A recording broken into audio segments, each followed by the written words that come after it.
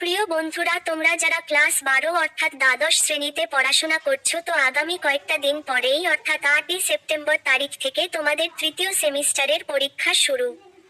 আর এই ভিডিওটিতে আমি তোমাদের তৃতীয় সেমিস্টার পরীক্ষার জন্য রাষ্ট্রবিজ্ঞান বা পলিটিক্যাল সায়েন্স বিষয়ের একটি অত্যন্ত গুরুত্বপূর্ণ নমুনা প্রশ্নপত্র ও তার উত্তর নিয়ে হাজির হয়েছি। আজকের এই প্রশ্নপত্রটিতে বলা প্রত্যেকটি প্রশ্ন তোমাদের তৃতীয় সেমিস্টারের রাষ্ট্রবিজ্ঞান বা পলিটিক্যাল সায়েন্স বিষয়ের পরীক্ষার জন্য খুবই গুরুত্বপূর্ণ। কাজেই বন্ধুরা, তোমরা যারা তৃতীয় সেমিস্টারের রাষ্ট্রবিজ্ঞান পরীক্ষায় অনেক ভালো রেজাল্ট করতে চাও, তারা অবশ্যই ভিডিওটি শেষ পর্যন্ত দেখতে থাকো।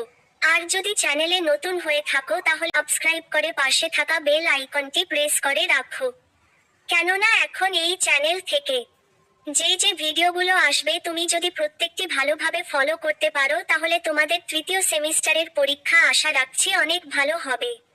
তাই বলা হচ্ছে কোন ভিডিও যাতে তোমাদের মিস না হয়ে যায়, তার জন্য তোমরা চ্যানেলটি সাবস্ক্রাইব করে পাশে থাকা বেল আইকনটি প্রেস করে রাখো। তো চলো দেখে নেওয়া যাক কি বলা হয়েছে প্রশ্নপত্রে। দেওয়া আছে সঠিক উত্তরটি নির্বাচন করো। অর্থাৎ রাষ্ট্রবিজ্ঞান প্রশ্নপত্রে তোমাদের 40টি এমসিকিউ প্রশ্নের উত্তর করতে হবে। প্রত্যেকটি প্রশ্নের মান 1 করে, টোটাল 40 নম্বর। তো দেখে নেব একের দাগে। জননিরপেক্ষ আন্দোলনের জনক হলেন, তো এর উত্তর হয়ে যাবে ঘ এর দাগের অপশনটি, অর্থাৎ জওহরলাল নেহেরু। এরপরে 2 কিউবার সংকট কবে দেখা দেয়? তো এর উত্তর হয়ে যাবে 1962 খ্রিস্টাব্দে, অর্থাৎ গ এর দাগের অপশনটি উত্তর। এরপরে 3 মার্শাল পরিকল্পনা কার্যকরী হয়? তো এক্ষেত্রে উত্তর হয়ে যাওয়ার কথা 1948 খ্রিস্টাব্দে। 1947 থেকে 48 খ্রিস্টাব্দে কিন্তু মার্শাল পরিকল্পনা হয়। তাই এখানে যেহেতু অপশন দেওয়া আছে 1947 খ্রিস্টাব্দ, তো এখানে উত্তর হয়ে যাবে খ এর দাগের অপশনটি, অর্থাৎ 1947 খ্রিস্টাব্দে। অপশন যদি 1948 খ্রিস্টাব্দে হতো তাহলে সম্ভবত উত্তর 1948 খ্রিস্টাব্দে হতো। তো এক্ষেত্রে উত্তর হয়ে যাবে 1947 খ্রিস্টাব্দে। এরপরে দেখে নেব 4 এর দাগে। নেটো গঠিত হয় কার উদ্যোগে? তো এক্ষেত্রে উত্তর আশা রাখছি তোমরা প্রত্যেকে পারবে। আশা রাখি এই প্রশ্নটির উত্তর প্রত্যেকে পারবে, কেননা ক্লাস 11ও পড়েছো তোমরা এই প্রশ্নটির উত্তর। তাই এই প্রশ্নটির সঠিক উত্তর কি হবে? তোমরা যদি পেরে থাকো তাহলে অবশ্যই কমেন্ট সেকশনে কমেন্ট করে জানাতে ভুলবে না। এরপরে 5 এর দাগে কি আছে? ঠান্ডা যুদ্ধের অন্যতম প্রধান নেতৃত্ব প্রদানকারী দেশ হলো, উত্তর হয়ে যাবে মার্কিন যুক্তরাষ্ট্র। এরপরে দেখে নেব 6 এর দাগে কি আছে? মতাদর্শগত বিরোধ যার মূলগত কারণ। তো এর উত্তর হয়ে যাবে ঘ এর দাগের অপশনটি, অর্থাৎ ঠান্ডা লড়াই। এরপর দেখে নেব 7 এর দাগে এশিয়ার একটি সামরিক জোটের নাম। তো এর উত্তর হয়ে যাবে গ এর দাগের অপশনটি, অর্থাৎ সিয়াটো। এরপর দেখে নেব 8 এর দাগে ঠান্ডা যুদ্ধকে দীর্ঘস্থায়ী শান্তির কাল বলে কে অভিহিত করেছেন? তো এর উত্তর হয়ে যাবে গ এর দাগের অপশনটি, অর্থাৎ অধ্যাপক গেডিস। এরপরে দেখে নেব 9 এর দাগে কি আছে? শান্তির জন্য মিলিত হওয়ার প্রস্তাব গৃহীত হয়েছিল। তো এর উত্তর হয়ে যাবে গ এর দাগের অপশনটি, অর্থাৎ 1950 সালে। এরপরে দেখে নেব 10 এর দাগে কি আছে, দেখে নাও। নিরাপত্তা পরিষদে ভেটো প্রদান করতে পারে। তো এর উত্তর হয়ে যাবে ক এর দাগের অপশনটি, অর্থাৎ স্থায়ী সদস্যরা। এরপরে 11 সম্মিলিত জাতিপুঞ্জের প্রথম মহাসচিব ছিলেন, তো এর উত্তর হয়ে যাবে খ এর দাগের অপশনটি, অর্থাৎ ট্রিকভিলি।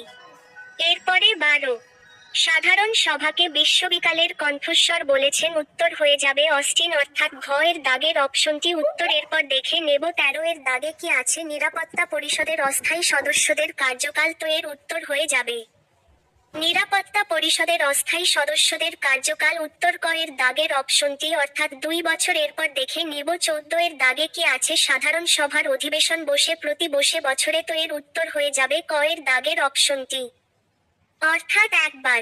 এরপরে 15 আন্তর্জাতিক বিচারালয়ের নীরব বিচারপতিদের কার্যকাল। তো এর উত্তর হয়ে যাবে গ এর দাগের অপশনটি, অর্থাৎ 9 বছর। এরপরে 16 সমৃদ্ধ জাতিপুঞ্জের সনদ সংশোধন করতে পারে। তো এর উত্তর হয়ে যাবে ঘ এর দাগের অপশনটি অর্থাৎ সাধারণ সভা ও নিরাপত্তা পরিষদ। এরপরে দেখে নেব 17 এর দাগে কি আছে। এনপিটি স্বাক্ষরিত হয়েছিল। তো এর উত্তর হয়ে যাবে ক এর দাগের অপশনটি অর্থাৎ 1968 সালে। এরপর দেখে নেব 18 কি আছে। সল্ট ওয়ান স্বাক্ষরিত হয়েছিল। তো সল্ট ওয়ান কবে স্বাক্ষরিত হয়েছিল? আশা রাখি তোমরা প্রত্যেকে উত্তর পারবে। সল্ট ওয়ান স্বাক্ষরিত হয়েছিল কোন দুটি দেশের মধ্যে? তো এর উত্তর হয়ে যাবে সল্ট ওয়ান স্বাক্ষরিত হয় উত্তর গ এর দাগের অপশনটি অর্থাৎ আমেরিকা ও সোভিয়েত ইউনিয়নের মধ্যে। এরপরে দেখে নেব 19 এর দাগে কি আছে বিশ্ব নিরাপত্তার ধারণা অদ্ভুত হয়। তো এর উত্তর হয়ে যাবে ক এর দাগের অপশনটি অর্থাৎ 1990 সালে। এরপর দেখে নেব ক এর দাগে কি আছে স্টার্টের পুরো নাম। তো এর উত্তর হয়ে যাবে খ এর দাগের অপশনটি অর্থাৎ স্ট্র্যাটেজ আর্মস রেডিশন ট্রিটি। এরপরে দেখে নেব সল্ট টু স্বাক্ষরিত অ এর উত্তর হয়ে যাবে সল্ট টু স্বাক্ষরিত হয় উত্তর ঘ এর দাগের অপশনটি অর্থাৎ 1979 সালে। পরে দেখে নেব 22 দাগে কি আছে নিচের কোনটি প্রচলিত নিরাপত্তার উদাহরণ। তো এর উত্তর হয়ে যাবে ঘ এর দাগের অপশনটি অর্থাৎ সবকটি। তো এক্ষেত্রে উত্তর হয়ে যাবে প্রতিরোধ প্রতিরক্ষা ক্ষমতার ভারসাম্য জোটবদ্ধতা। তো এক্ষেত্রে উত্তর হয়ে যাবে সবকটি। এরপরে দেখে নেব 23 এর দাগে কি আছে অস্ত্র নিয়ন্ত্রণ চুক্তি হলো। তো এক্ষেত্রে উত্তর হয়ে যাবে খ এর দাগের অপশনটি অর্থাৎ দেশগুলোর মধ্যে অস্ত্র বর্জন নিয়ন্ত্রণ করা। এরপর দেখে নেব 24 এর দাগে কি আছে। ভারতের লৌহ মানব বলে পরিচিত। উত্তর হয়ে যাবে সর্দার বল্লভ ভাই প্যাটেল অর্থাৎ খ এর দাগের অপশনটি উত্তর। এরপরে 25 হলেন দ্বিজাতি তত্ত্বের প্রবক্তা। তো এক্ষেত্রে উত্তর হয়ে যাবে মুহাম্মদ আলী জিন্নাহ। বারবার বলছি দ্বিজাতি তত্ত্বের প্রবক্তা কে? উত্তর হয়ে যাবে মুহাম্মদ আলী জিন্নাহ। এরপরে 26 কি আছে। রাজ্য পুনর্গঠন কমিশন তৈরি হয় সালে। তো এক্ষেত্রে উত্তর হয়ে যাবে রাজ্য পুনর্গঠন কমিশন তৈরি হয় ঘের দাগের অপশনটি উত্তর 1953 সালে। এরপরে দেখে নেব 27 কি আছে। ধর্মীয় সংখ্যাগরিষ্ঠতার ভিত্তিতে বিভক্ত হয়েছিল। তো এক্ষেত্রে উত্তর হয়ে যাবে খ এর দাগের অপশনটি ধর্মীয় সংখ্যাগরিষ্ঠতার ভিত্তিতে বিভক্ত হয়েছিল। তো এক্ষেত্রে উত্তর হয়ে যাবে খ এর দাগের অপশনটি অর্থাৎ বাংলা ও পাঞ্জাব। এরপরে দেখে নেব 28 এর দাগে হরিয়ানা ও হিমাচল প্রদেশ পৃথক হয়েছিল। তো এক্ষেত্রে উত্তর হয়ে যাবে ক এর দাগের অপশনটি অর্থাৎ পাঞ্জাব থেকে। এরপরে 29 সর্বপ্রথম দল ব্যবস্থার উদ্ভব ঘটে। উত্তর হয়ে যাবে খ এর দাগের অপশনটি অর্থাৎ ইংল্যান্ডে। এরপরে দেখে নেব 30 এর দাগের প্রশ্নটি। একটা কথা আরো জানিয়ে রাখতে চাই, এখন এই চ্যানেল থেকে যে ভিডিওগুলো আসবে যদি রেডি করতে পারো তোমাদের রেজাল্ট ভালো হবে বন্ধুরা। তাই বলা হচ্ছে যদি চ্যানেলে নতুন হয়ে থাকো তারপরেও তোমরা চ্যানেলটি সাবস্ক্রাইব করে পাশে থাকা বেল আইকনটি প্রেস করে রাখো। এরপরে দেখে নেব 30 এর দাগে কি আছে। ভারতের রাজনৈতিক দল ব্যবস্থার সাংবিধানিক স্বীকৃতি পায়। ভারতের রাজনৈতিক দল ব্যবস্থার সাংবিধানিক স্বীকৃতি পায়। তো এক্ষেত্রে উত্তর হয়ে যাবে খ এর দাগের অপশনটি অর্থাৎ 1985 সালে। এরপরে 31 কি আছে। ডিএমকে একটি। তো এক্ষেত্রে উত্তর হয়ে যাবে গ এর দাগের অপশনটি অর্থাৎ ভাষাভিত্তিক দল। এরপরে 32 এর দাগে কি আছে। রাজনৈতিক দলগুলিকে নির্বাচনী প্রতীক চিহ্ন প্রদান করেন। তো এর উত্তর হয়ে যাবে রাজনৈতিক দলগুলিকে নির্বাচনী প্রতীক ব্যবহার মানে করেন। এক্ষেত্রে উত্তর হয়ে যাবে ঘের দাগের অপশনটি অর্থাৎ নির্বাচন কমিশন। তো এরপরে দেখে নেব 33। ভারতে দলত্যাগ বিরোধী আইন পাশ হয়। তো এক্ষেত্রে উত্তর হয়ে যাবে ক এর দাগের অপশনটি অর্থাৎ 1985 সালে। এরপর 34 ভারতের সিটিবিটি। ভারত সিটিবিটিতে স্বাক্ষর করে। তো এক্ষেত্রে উত্তর হয়ে যাবে ঘ এর দাগের অপশনটি, অর্থাৎ এখনো স্বাক্ষর করেনি।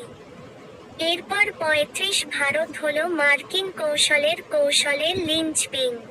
একথা বলেছেন, উত্তর হয়ে যাবে খ এর দাগের অপশনটি, অর্থাৎ বারাক ওবামা। এরপরে ৩৬, সিমলা চুক্তি সম্পাদিত হয়েছিল। তো এক্ষেত্রে উত্তর হয়ে যাবে গ এর দাগের অপশনটি, অর্থাৎ ভারত ও পাকিস্তানের মধ্যে। এরপরে ৩৭ কি আছে? ১৩০ চুক্তি স্বাক্ষরিত হয়েছিল ভারতের সঙ্গে। উত্তর হয়ে যাবে খ এর দাগের অপশনটি, অর্থাৎ আমেরিকার। এরপরে দেখে নেব ৩৮ এর দাগে কি আছে। ভারতে সর্বপ্রথম পারমাণবিক বিস্ফোরণ ঘটায়। উত্তর হয়ে যাবে ভারত সর্বপ্রথম পারমাণবিক বিস্ফোরণ ঘটায়, খ এর দাগের অপশনটি উত্তর ১৯৭৪ খ্রিস্টাব্দে। এরপর ৩৯ এর দাগে শ্রীলঙ্কার ভারত শান্তিবাহিনী পাঠায়। শ্রীলঙ্কায় ভারত শান্তিবাহিনী পাঠায়। উত্তর হয়ে যাবে খ এর দাগের অপশনটি, অর্থাৎ ১৯৮৭ সালে। এরপর ৪০ এর দাগে কি আছে? আমরা কোন পক্ষ বা সামরিক জোটের অন্তর্ভুক্ত নই। আমরা কেবল একটি পক্ষরই অন্তর্ভুক্ত, এবং তা হলো শান্তির পক্ষ। উক্তিটি করেন। এক্ষেত্রে উত্তর হয়ে যাবে গ এর দাগের অপশনটি, অর্থাৎ জওহরলাল নেহেরু। তো বন্ধুরা, আজকের ভিডিওটিতে তোমাদের সামনে যে ৪০টা প্রশ্ন তুলে ধরা হলো, প্রত্যেকটা প্রশ্ন গুরুত্বপূর্ণ। কিন্তু কেউ ভেবো না এই ৪০টা পড়ে গিয়ে ৪০টাই কমন পাবে, এমন কিন্তু আমি একবারও বলছি না। আশা রাখছি তোমাদের পরীক্ষা অনেক ভালো হবে। তার জন্য তোমাদের কি করতে হবে? চ্যানেলটি সাবস্ক্রাইব করে পাশে থাকা বেল আইকনটি প্রেস করে রাখতে হবে। তো আজকে এ পর্যন্তই।